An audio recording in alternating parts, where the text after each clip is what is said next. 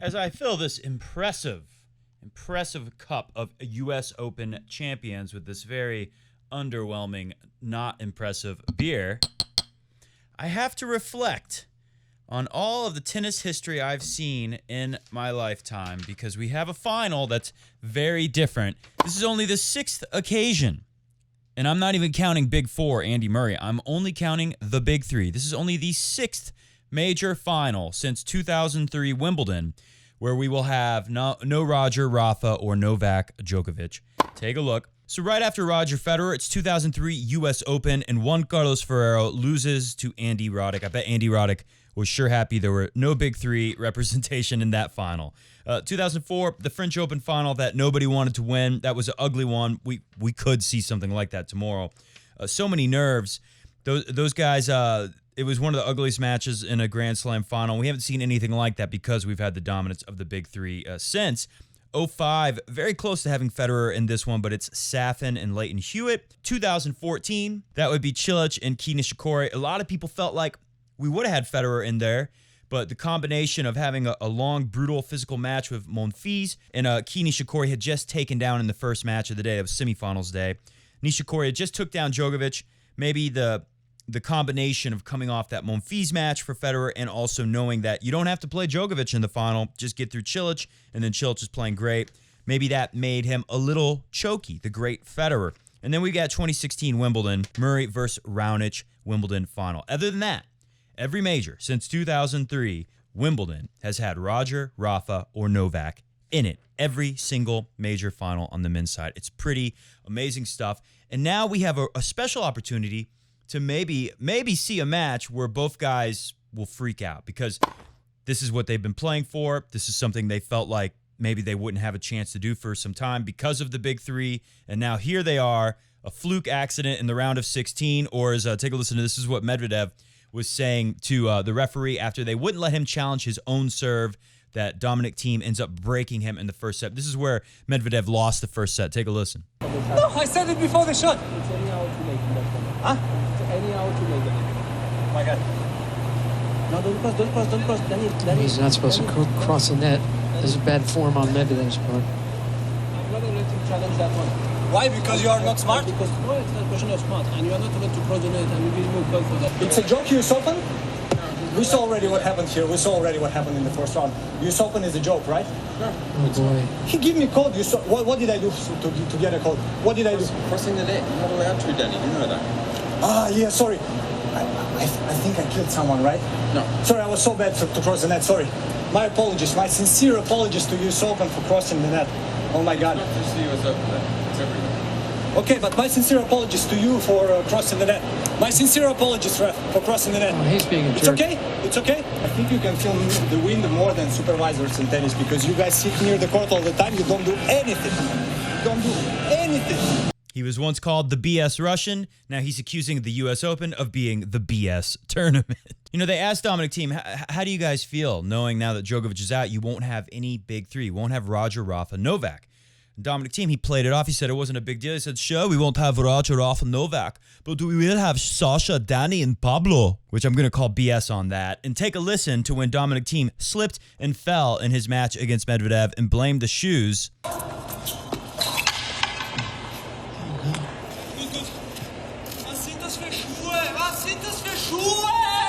Not happy with the shoes? I don't speak German. Okay.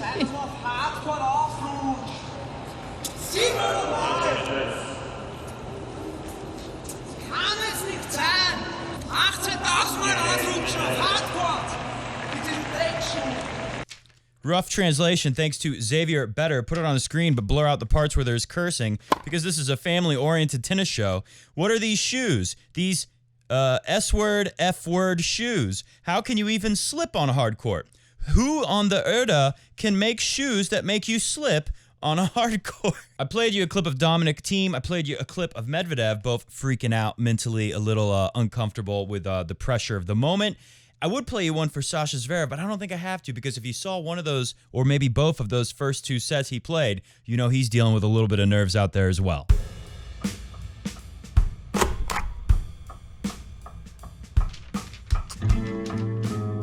Today on Coffee Break Tennis, we've got the Rome draw. How weird is that? We've got a Masters 1000 clay tournament draw in the show where we're previewing the U.S. Open men's final. So we got that for you. We'll look at what Joker and Rafa's halves in the Rome clay tournament draw look like. We've got some stats for you that I've compiled on Dominic Thiem and Sasha Zverev. So we'll take a look at some of that stuff. And then I've got some fun little quotes here. So first, I want to say to you, my printer broke down, so take a look at that. That's horrible. I had to handwrite these notes. There was a lot more stuff I wanted to put in today's show, but like I said, the printer, it's all out of ink. That really sneaks up on you, doesn't it? It seems like you got so much ink, and then all the ink in the world, and then you got nothing, and you got to write stuff in hand, and it looks terrible, and it's pretty rough out there. But it's even rougher for where these guys are, Zverev and Dominic Thiem. There's going to be so much pressure in that final. I don't have the exact quote for you, but Dominic Thiem basically said in his presser after the match that he acknowledged, he said he'll have to call Andy Murray, who everyone knows he went 0-4 in major finals before he finally won on his fifth try, which was 2012 U.S. Open over Djokovic, I believe. Anyway, so he said he's going to have to call Andy Murray if he manages to lose this one, because him, Lindell, and Murray, all three of those guys, Dominic Thiem, are going to be in the 0-4 start club. But Lindell and Murray were able to turn that around and get that fifth one. I don't know if Dominic Thiem will, because if he loses here and then say, which is going to be tough too, you know, I was saying in the Patron Saint podcast last night, by the way, go to patreon.com/Coffee Break Tennis to join the club if you want to be a patron saint. Help the show keep going and growing. We do special podcasts during the majors just for the patron saints to show my appreciation for supporting the show. So we will do a patron saint podcast tomorrow after the final. Otherwise, we'll be back probably Monday, maybe Tuesday, with a show wrapping everything up and pretty much jumping right into Rome for everybody else. Anyways, we were talking on the Patron Saint podcast last night about this concept of the asterisk open, which I think, yeah, it's going to be hard to avoid it because of the default, especially for Joker fans. There's going to be an asterisk on this U.S. Open, but there's one way out of that, and that's Dominic Thiem wins it and then somehow wins the French Open. Now, that's going to be tough turnaround. You know, this draw, everyone's noticing that Pablo Carreño Busta is, I feel bad for him. He was this close. I feel really bad for him, so we'll give him a half a Busta there. Busta will play Rafa first up. They both got a buys. It's Busta and Rafa to kick off Rome. That sounds like pretty tough, but how about that transition? Getting out of the bubble, escape from New York, go to Europe, go to Rome. So we got to point out, it's going to be a hell of a thing for Dominic Thiem to transition. He's going to go right from the New York U.S. Open to Rome. Or I guess he's going to go straight to the French Open because the team's not playing Rome. But either way, he's going to be traveling across the world and practicing on clay and in a major all in like a week's time. But if he were to do that, that is the one way that there is no more asterisk. Now it's Dominic Thiem has taken over men's tennis, and he'll be very close to number one in the world. He'll have a chance to do it. Anyway, so we might see a pretty epic choke fest out there. We saw Sasha Zverev very uncomfortable. We could see Dominic Thiem very uncomfortable. But I do think in the end, Dominic Thiem will win. So let's talk about the match, and then we'll look at the draws for Rome. But here's some stats. Averaging on double faults, Dominic Thiem is averaging 2.2 double faults per match at this U.S. Open. Sasha Zverev is averaging 8.2. So we all know there's been second serve issues.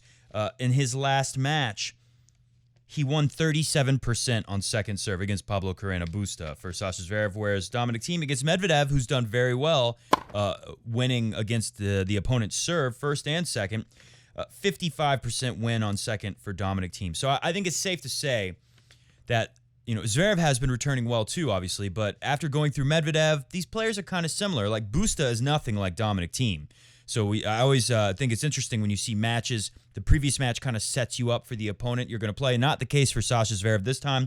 With Dominic Thiem, it does seem that way, though, because Medvedev and Sasha Zverev, I guess they're about as close as it's going to get in this draw. They're about the same height. They move pretty close. I'd say Medvedev's a little better of a mover, but their movement's pretty close. They've got big power on both sides. They've got very good backhands, and they're serving well, but a big difference.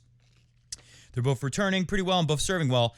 Sasha Zverev's first serve is much more effective than Medvedev's, and Medvedev's second serve more effective than Sasha Zverev. So team is going to beat Zverev in the second serve numbers without a doubt, no matter what happens in the match. I don't care how nervous they get. That's a plus. The forehand to forehand matchup is a major problem for Zverev because I wrote down some quotes of things you would have heard in the broadcast of the Zverev and Pablo Carreno Busta match. So here were some things I heard in those first couple of sets from the commentators. Cliff Drysdale says, and Sasha Zverev just hit the worst approach shot of the U.S. Open. He called Busta just like Juan Carlos Ferrero, the Mosquito. He doesn't miss anything, so that's how good it was looking for Busta in those first couple sets. And probably most important here is Darren Cahill saying chicken arm. He's talking about this noodle arm effect and this elbow. I guess is getting kind of tight on the body, and the arm is not. It's deaccelerating is the main point. Zverev deaccelerating on a second serve, deaccelerating on the forehand. If that happens, Dominic Thiem, he might miss some forehands and have some bad spells occasionally, but they're not going to be anything like what Zverev is capable of coughing up. Here was a great one from Darren Cahill. Goodness me, he's lost his backhand. That was when you really feel like there's nothing Zverev can do. Everything was falling apart at that point in the match, and then he was starting to miss backhands. That had to have been at some point in the second set where he almost got bageled. I mean, I had already pre-typed a tweet that says Busta butters the bagel. And then I had to change it to Busta butters the breadstick, and then he didn't end up getting the breadstick either. What else do we got here? Cliff Drysdale saying, say it isn't so. That was after he had hit 4 double faults in just 2 service games to start that second set where he almost got bageled. But the most worrying thing of all is probably Darren Cahill saying he's got the chicken arm. He's deaccelerating on the forehand, and it looks like a chicken wing when he hits the forehand, and that's bad news. And if Dominic Thiem forehand versus the Zverev, if that's the matchup, that's Zverev. I don't see how he's going to win. Even if I'm assuming that both of these guys are going to have like a mental collapse and realize I'm this close to winning a major and the big three aren't here to stop me, it's Zverev or it's Thiem.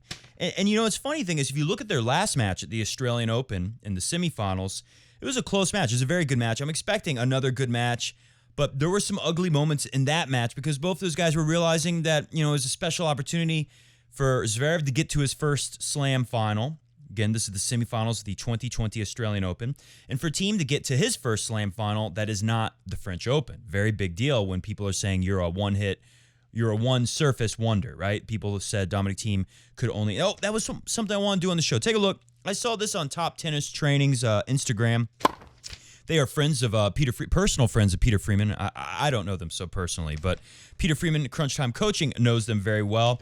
And they did this thing. Take a look. These are like the evolution of the forehand.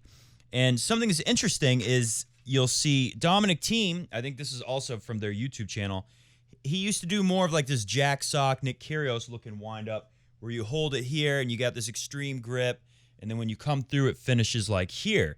But what he points out, what they point out at Top Tennis Training is that, one, the follow-through is always very old school, catch the racket over here to the side, finish for Dominic Thiem, no matter how he does it. But instead of taking the racket back like this, which makes a bigger swing and takes a longer time to time it, so it's good on clay for Thiem, he's more here, which is a lot like Rafa. And that was something that I was thinking throughout that match against Medvedev, and we heard Patrick McEnroe say it, was that Dominic Thiem, when he's in a pressure moment, he makes sure, like Rafa Nadal, that he's hitting massive, huge forehands. Ton of margin from all the spin he generates, but with the old school finish, sometimes he has to go buggy whip like Rafa, but when he really reaches through and has that classic finish and gets through the ball, gets a lot of depth, a lot of penetration through the court, he always found that big forehand when he absolutely needed it, and it almost always delivered. And Medvedev was playing very well. He did, like I said in the beginning of the show, he kind of threw away the first set. He got so upset after what you heard, and I didn't really say much about that. We talked about it in the Patriots Saint podcast last night. Medvedev, basically, he misses a first serve. The return comes back and is good, and he's going to get his serve broken in the first set after the set was very competitive, and you know it was going to be tough to say, is Thiem or Medvedev going to win this? I have no idea. This is a close set. All of a sudden, everything falls apart for Medvedev because he freaked out. He tried to challenge. They said, no, you can't challenge it too late. You heard him.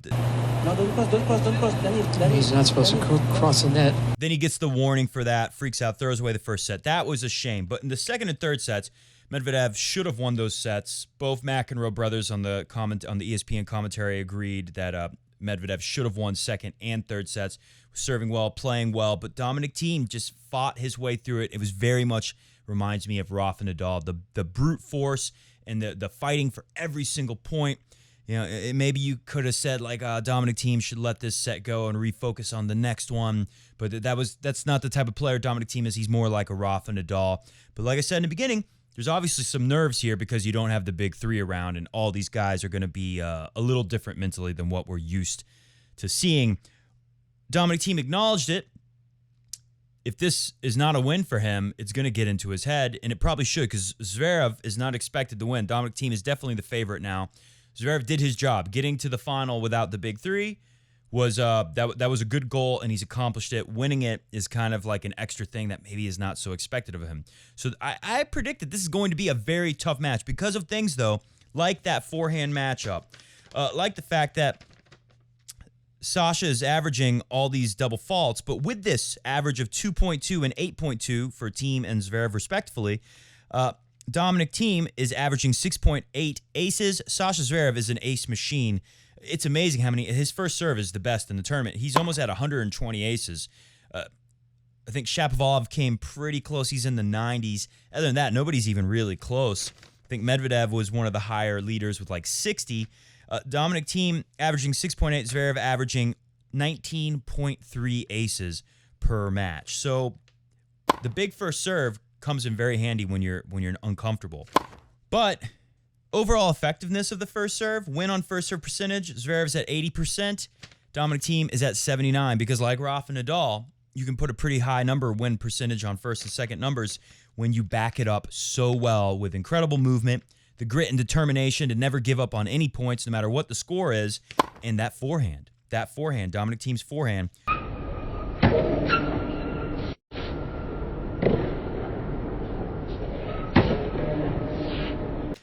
It looks so good, and it's more like Rafa, the way he's tweaked it so that it can be better used on fast courts. It's a little easier to time the shot. It doesn't take as long as to get ready and time out the big boom in front of you when you have that more classic take back and something between like an Eastern and semi-Western grip. Anyways, one more thing on statistics. This was interesting to me because, put this on the screen, usually when you look at this, breakpoint conversions, it's usually flooded with people who lost in the first or second round who was like, they were like perfect, 2 for 2 on break points. The only problem is when they lost, they broke 2 for 2 and their serve was broken 6 times or something like that. But despite that always happening, he's very high on the list, 53% for Sasha Zverev. No one else is even close to that was deep in the tournaments except for the Demon at 51%. So I didn't bother adding up all the numbers to figure out Dominic Thiem's breakpoint conversion rate was, but it's under 50%, and Sasha Zverev is over 50%. One more thing, second serve win percentage. This is something I always notice at the majors. They have this, it always kind of sucks because there's so many players who lost in the first or second round who had a really high number. You can win a high number on second serve, but if your first serve is terrible, then you'll probably still lose the match. But it is important at this highest level with these players who are so good at everything. And notice that Djokovic is still on the list and nobody else is. That kind of happens at every major. Roger, Rafa, Joker are always on that second serve win percentage number, and no one else ever is. Interesting that they're not here, and that's still the case. I thought that was pretty interesting there. So the final prediction for Dominic Thiem to win his first major, I think that's the safe bet to go with, but do expect at least 4 sets. It could be a 5-set epic. I'm going to go with Dominic Thiem finds a way to do it in 4 sets. A lot of talk about the ankle or whatever happened with Dominic Thiem's ankle injury, I guess you could say it was. He said it wasn't a big deal. It was something to do with the shoe, and right after the match was over, the pain was totally gone. He seemed to be okay to me the way he closed out that match. I don't think that's going to be too much of a factor. If it is, then it would be a major factor, but I don't think he's really bothered by it. Rafa Nadal obviously is going to have this is a tough draw because Raonic was serving so well, even though things, didn't go well for him at the U.S. Open, but it went well for him at Cincinnati in New York. Pablo Carreno Busta, obviously there. Schwartzman, Rublev. I mean, all these guys have been playing a lot and had a lot of matches, especially Busta. Tsitsipas, Fognini in the semifinal. We know that when Rafa was a little rusty on clay last year, he lost to Fognini. And then Djokovic, Berrettini. But there are some guys floating around. Tsitsipas is either going to have Yannick Sinner or Benoit Paire, who, take a look at Benoit Paire. He's got a new look. His experience, the nightmare in the bubble for Benoit Paire, has changed him. He's a changed man. Do you want to run into that? I mean, look at all these pictures. It's so weird. Half the tour, the majority of the tour, only a couple players are left in New York now. The whole tour is on clay in Italy, and then you got the wrap-up of the U.S. Open. It's pretty wild stuff. Also in that Rafa half of the draw, you got floating around Shapo. You got Big Kevin Anderson in there, and John the Millman is over there. In the Joker half, Salvatore Caruso has had some good results. It's not the... Joker should be fine. Then you got Felix Auger, Kyle Edmund, and Krajinovic as potential third-round matchups. Monfils, Stan the Man, quarterfinal for Djokovic. We would all love to see Djokovic stand the man on clay. Berrettini, Goffin, semifinal. Nadal, Tsitsipas in the final as projected seeds. But we've also got guys like the Demon, Nishikori floating around there. You got Christian Garin versus Borna Coric as a first-round match. Also, Heron Khachanov, as they're saying, versus Gaspar Udboy. That's another matchup you got on that half of the draw for Djokovic. That's all in the Berrettini-Goffin quarter, so the quarter underneath Djokovic's top quarter in the draw. Got to watch that Coric versus Christian Garin match, and that's a guy who's really good on clay. So there's some floaters in there that are a little bit dangerous on both halves of the draw. It'll be interesting to see how Rafa is, first tournament back, and of course, all eyes on Novak Djokovic. All right, hit the music. We're going to get out of here. Like I said before, Dominic Thiem, he's got to come through this, because if he doesn't, this is really going to be in his head. And again, when will he have another chance to play a final and not be facing a big three? He very likely will be playing Djokovic or Rafa at the French Open at some point, if he goes deep in the French Open, if he goes to semifinals, finals stages of the tournament. So he's got to do this. I think he's ready. He looks ready to me. Zverev has been a great story, but there's just too many little issues in the game. Like I was saying, forehand to forehand matchup, Dominic Thiem takes it. You would say backhand to backhand is advantage Zverev, but Dominic Thiem's backhand has looked better than ever, especially backhand up the line. We saw De Minaur trying to sneak into the net on the backhand, got burned every time. We saw Medvedev, of all people, getting burned by the backhand up the line from Dominic Thiem several times. Everything is working for Thiem right now, and he's shown that when things fall apart, he gets it back very quickly. Zverev, he got it back, but that was Busta. Now it's Dominic Thiem. It's a whole different thing. Like I said, we'll be back tomorrow night to talk about the final right after it happens on the Patron Saint podcast. Otherwise, we'll see everybody else Monday or Tuesday. Do enjoy your No Big Three edition final at the U.S. Open. See ya!